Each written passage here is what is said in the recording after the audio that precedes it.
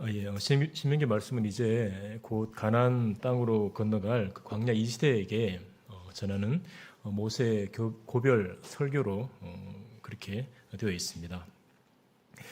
이스라엘 백성들이 약속의 땅으로 들어갈 때 모세 자신도 함께 하고 싶었지만 하나님은 모세에게 가나안 땅을 허락하지 않으십니다.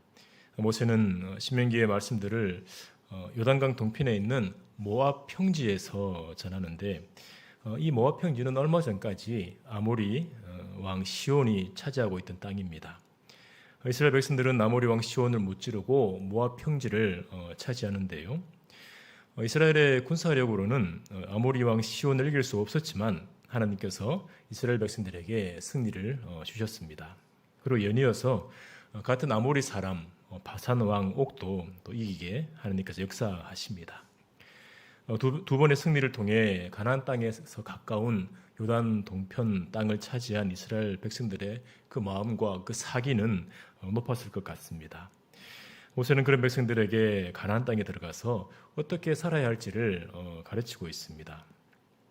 모세가 오늘 본문에서 백성들에게 가르치는 것은 왕에 대한 말씀입니다. 오늘 말씀을 통해 하나님의 백성으로 우리가 어떻게 살아가야 할지를 함께 생각해 보겠습니다. 모세는 전문맥에서 백성들을 재판할 재판장들과 지도자들에 대해 가르치는데요. 이스라엘 백성들이 가나안 땅을 분배받아서 각 성에서 살아갈 때 하나님 앞에서 악을 행하는 사람들이 만약 생기면 재판장들과 지도자들이 그러한 사람들을 정의롭고 공평하게 재판하라고 가르칩니다. 재판장들과 지도자들을 세워서 백성들의 악을 제하라는 이 말씀을 백성들이 들었을 때 그 말씀이 맞지 그렇게 해야지 하는 그 마음이 들었을 것 같습니다. 하지만 오늘 본문이 시작되는 말씀에는 백성들이 선뜻 동의할 수 있었을까 싶습니다. 14절을 보시면 내가 내 하나님 여호와께서 내게 주시는 땅에 이르러 그 땅을 차지하고 거주할 때에 만일 우리도 우리 주위의 모든 민족들 같이 우리 위에 왕을 세워야겠다는 생각이 나거든. 아모리인의 두 왕을 무찌르고 또 모압 평지를 차지하고 있던 백성들은 하나님이 자신들에게 어떤 분인지를 경험을 통해 알고 있었을 겁니다. 비록 광야 40년 동안 하나님을 진노케 할 때도 있었지만 하나님이 친히 임재하시는 성막을 중심으로 광야에서 살아갈 때 하나님이 자신들을 어떻게 먹이셨고 또 어떻게 인도하셨는지를 직접 경험했습니다. 광야에서 자신들을 보호하셨고 아모리 왕들에게도 승리하게 하신 하나님이 가나안 땅에서도 역시 함께 하실 텐데 주위의 민족들처럼 왕을 요구할 경우에 대해서 모세가 가르치니 백성들은 선뜻 동의가 되었을까 싶습니다. 백성들이 이 말씀을 들었을 때 어쩌면 불편할 수 있었을 텐데 왜 하나님은 모세를 통해 이런 말씀을 가르쳤을까요? 하나님은 백성들이 연약하다는 것을 알고 계십니다. 백성들이 하나님께서 주시는 땅을 차지하고 또 거주할 때 가나안 땅 주변에 있는 나라들의 일들이 자연스럽게 눈에 들어오고 귀에 들릴 겁니다. 그러면서 다른 나라가 사는 방식과 자신들이 사는 방식이 비교되고 어느 순간 또 어떤 점에서 다른 나라 방식이 더 좋아 보일 수 있습니다. 모압 평지에 머무는 광야 이 세대들이 자신들은 다른 나라를 따르지 않을 것이고 우리의 자손들도 다른 나라를 따르지 않을 것이다 할 수 있습니다. 실제로 하나님의 역사하심을 직접 경험한 광야 이 세대는 하나님을 섬기면서 살았습니다. 하지만 그들이 죽고 난 뒤 이스라엘 그들의 후손들은 조금씩 하나님을 멀리했고 하나님 앞에서 악을 행하게 됩니다. 그리고 약 350년 후인 사무엘 선지자 시대에 모든 나라와 같이 왕을 세워 우리를 다스리게 해달라고 요구하게 됩니다. 백성들의 요구를 들은 사무엘이 하나님께 기도할 때 하나님은 이렇게 말씀하십니다. 백성이 내게 한 말을 다 들으라. 이는 그들이 너를 버림이 아니요 나를 버려 자기들의 왕이 되지 못하게 함이니라. 모압 평지에 있던 광야 이 시대는 알지 못했지만 하나님은 백성들의 연약함을 이미 알고 계셨습니다. 저 여러분이 하나님의 백성으로 살아갈 때 흔히 말하듯이 늘 충만하게 살기는 쉽지 않은 것 같습니다. 물론 우리 자신을 늘 부인하면서 하나님을 의지하면 늘 충만하게 너끈히 살아갈 수도 있겠습니다. 하지만 변함없는 하나님의 은혜 앞에서 자주 무너지고 무덤덤해지는 것이 우리의 인약함입니다. 하나님만 바라봐야지 하다가도 세상의 것에 우리의 눈과 마음이 흔들릴 때가 있습니다. 세상의 방식이 더 효율적으로 보이고 더 흡족해 보일 때가 있습니다. 그리고 어떤 때는 자신의 상황에 함몰되어서 하나님의 백성답게 살려는 힘과 의지가 일어나지 않아서 그저 주어지는 대로 살아갈 때도 있습니다. 우리가 우리 자신의 인약함을 모른 채 살아가다가 문득 우리 자신을 깨닫게 되는 순간이 있습니다. 그럴 때 우리는 우리 자신의 인약함을 보고 내가 왜 이러고 있나 싶어서 우리 자신에 대해 실망하고 하나님께 참 죄송스러워하게 됩니다. 우리가 우리 자신의 인약함을 직면하게 될 때 이것을 기억하면 좋겠습니다. 하나님은 이미 우리의 인약함을 알고 계십니다. 우리의 인약함을 아시는 하나님은 인약한 우리를 정죄하지 않으시고 이해해 주시고 안아주십니다. 그리고 끝이 없는 인자하심으로 변함없이 사랑해 주십니다. 우리의 인약함에도 불구하고 하나님이 우리를 사랑해 주신다는 진리는 우리에게 힘이 되고 다시 일어설 수 있게 해주십니다.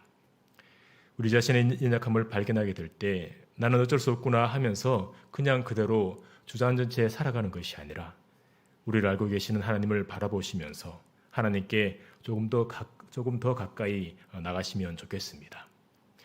그리고 때때로 지체들의 인약함이 보이게 될 때도 하나님의 은혜가 아니면 나도 충분히 저럴 수 있지, 나도 연약함이 있지 하는 그런 눈으로 바라봐 주시면 어떨까 합니다. 하나님께서 우리 모두의 인약함을 이미 알고 계신다는 것을 기억하시면서 날마다 하나님 앞으로 좀 더 나가시길 소망합니다. 모세는 백성들이 왕을 요구하게 될 때를 언급하면서 세워질 왕이 어떠해야 하는지를 가르칩니다. 먼저 모세는 어떤 사람이 왕이 되어야 하는지를 15절에서 가르칩니다. 15절을 보시면 반드시 내 하나님 여호와께서 택하신 자를 내 위에 왕으로 세울 것이며 내 위에 왕을 세우려면 내 형제 중에서 한 사람을 할 것이요 내 형제 아닌 타국인을 내 위에 세우지 말 것이며 하나님은 하나님이 택하신 자를 왕으로 세우라고 하십니다. 백성들이 원하는 사람, 백성들이 보기에 자신들을 풍요롭게 해줄 왕이 아니라 하나님 보시기에 좋은 사람이 이스라엘의 왕으로 세워져야 합니다. 이것은 하나님이 이스라엘의 진정한 왕이시고 세워지는 왕은 하나님의 대리 통치자임을 보여주는 것입니다. 그리고 하나님은 타국인을 왕으로 세우지 말라 하시는데 만약 타국인을 왕으로 세울 경우 이방 문화가 몸에 배인 그 타국인이 이스라엘을 어지럽히게 될 것입니다. 어떤 사람을 왕으로 세울지 가르친 모세는 또 왕이 하지 말아야 할 것과 또 해야 할 것을 가르치는데요. 왕이 하지 말아야 할 내용을 보면 다른 이방 민족들의 왕들은 선뜻 이해가 되지 않을 말씀입니다. 16절, 17절을 보시면 그는 병마를 많이 두지 말 것이요 병마를 많이 얻으려고 그 백성을 애굽으로 돌아가게 하지 말 것이니 이는 여호와께서 너희에게 이르시기를 너희가 이후에는 그 길로 다시 돌아가지 말 것이라 하셨음이며 그에게 아내를 많이 두어 그의 마음이 미혹되게 하지 말 것이며 자기를 위하여 은금을 많이 쌓지 말 것이니라. 이방 민족의 왕은 가능한 한 많은 병마와 또 다른 무기를 많이 소유하여 군사력을 강화시키고 또 할 수 있는 대로 은과 금을 많이 끌어 모을 것입니다.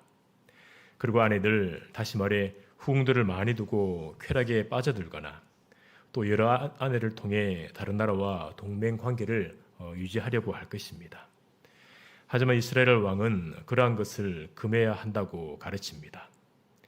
이스라엘의 왕자리는 자기 욕심대로 자기 생각대로 행하는 자리가 아니라 진정한 왕이신 하나님의 뜻을 따라 통치하는 대리 통치의 자리입니다. 이스라엘 왕은 전쟁의 승리가 군사력에 있지 않고 하나님께 있음을 기억하며 하나님을 의지해야 합니다. 아무리 군인이 많고 전쟁 무기가 많다 해도 하나님의 말씀에 불순종하면 패배하게 되는 것이 이스라엘의 전쟁 원리입니다. 다른 이방 나라 왕들은 군사력과 함께 재물도 많이 소유하려 합니다. 군사력과 함께 경제력이 강해야 자신의 왕권을 유지할 수 있기 때문입니다. 하지만 이스라엘 왕은 많은 재물 또한 소유해서는 안 됩니다. 이스라엘 왕은 가난하게 살아야 한다는 말이 아닙니다.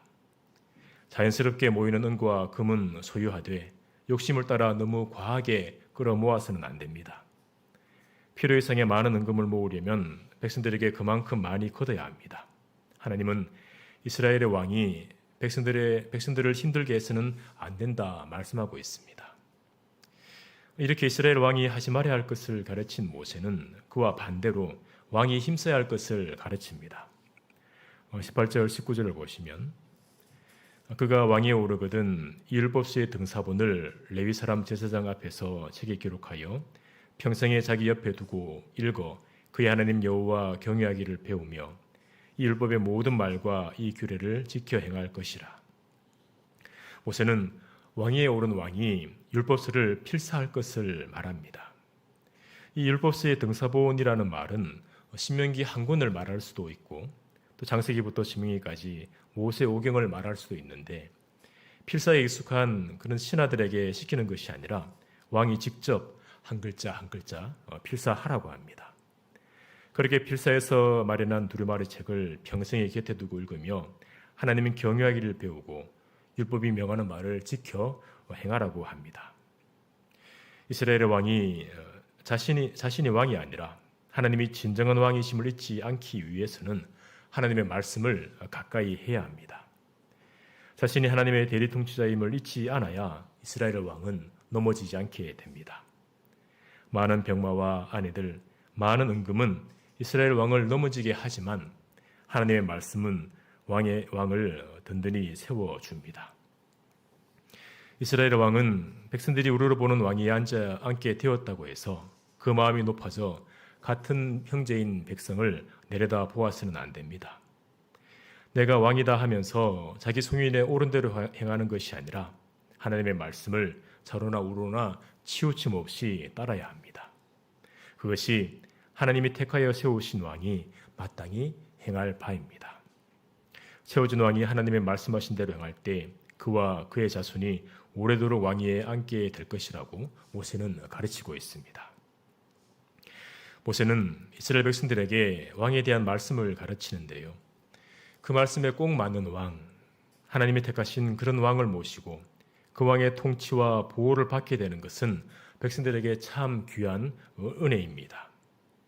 이스라엘 역사에서 여러 왕들이 등장하지만 모세가 신명기를 통해 가르친 이 말씀에 합한 왕은 한 분밖에 없습니다. 하나님이 선택하시고 하나님의 말씀에 꼭 맞는 왕은 우리의 영원한 왕이신 예수 그리스도였습니다. 하나님은 하늘과 땅의 모든 권세를 부활하신 예수님께 주셔서 왕 중의 왕이 되게 하셨습니다. 온 세상의 왕이신 예수님은 몸된 교회의 머리가 되셔서 친히 우리를 다스리고 계십니다. 우리의 왕이 되셔서 친히 이끄시고 보살피고 계십니다. 예수 그리스도께서 왕이 되셔서 다스리시고 이끄신다는 것은 아무나 누릴 수 없는 복된 일인데 예수님을 왕으로 모시는 것이 불편한 사람도 있는 것 같습니다. 내 인생은 누구의 명령도 받지 않고 자유롭게 산다 하는 불신자는 당연히 불편하지만 성도 가운데도 예수님을 왕으로 모시고 예수님이 나의 왕이라고 고백하는 것이 때때로 어색하고 불편한 경우가 있는 것 같습니다. 예수님께 내 인생의 모든 주권을 내어드리면 내가 원하는 삶이 아니라 원치 않는 다른 방향으로 이끄는 것은 아닐까? 삶에서 누리고 있는 자유로움이 익숙하고 편안한 삶이 불편해지는 것은 아닐까 하는 그런 마음이 들어서인 것 같습니다. 예수님은 자신만 아는 독재자가 아니십니다. 폭군이 아니십니다. 돌보는 양들을 푸른 초장으로 쉴만한 물가로 이끄시는 선한 목자와 같은 왕이십니다. 삶의 모든 주권을 왕께 내어드리는 백성에게 복된 길로 이끄시는 선한 왕이 우리의 왕 예수 그리스도이십니다. 왕의 다스림 안에 있는 것은 백성에게 복되고 복된 일입니다. 사람이 자기 생각과 계획대로 또 자기가 원하는 대로 살면 좋을 것 같지만 그러한 삶에는 불안함이 따르기 마련입니다. 하지만 우리와 비교할 수 없는 지혜와 능력을 가지신 만왕의 왕께서 우리의 삶을 친히 이끄실 때 우리는 앞날에 대해 불안해할 필요가 없습니다. 십자가에서 목숨을 버리기까지 우리를 사랑하시는 분이 우리를 망하는 길로 인도하실 리 없기 때문입니다. 성도로서 하나님의 백성으로서 이 땅을 살아갈 때 우리의 왕이신 예수님을 신뢰하시면서 예수님이 나의 왕이라는 믿음의 고백을 올려드리면 좋겠습니다. 내 삶의 모든 주권을 하늘과 땅의 모든 권세를 가지신 예수님께 내어드리는 실제적인 순종이 우리에게 있으면 좋겠습니다. 때때로 우리의 영혼을 불안케 하는 상황을 만날 때 그 상황 속에 함몰되어서 그 상황에 함몰되면 내 힘으로 내 능력으로 헤쳐나가기 힘들 때가 있습니다.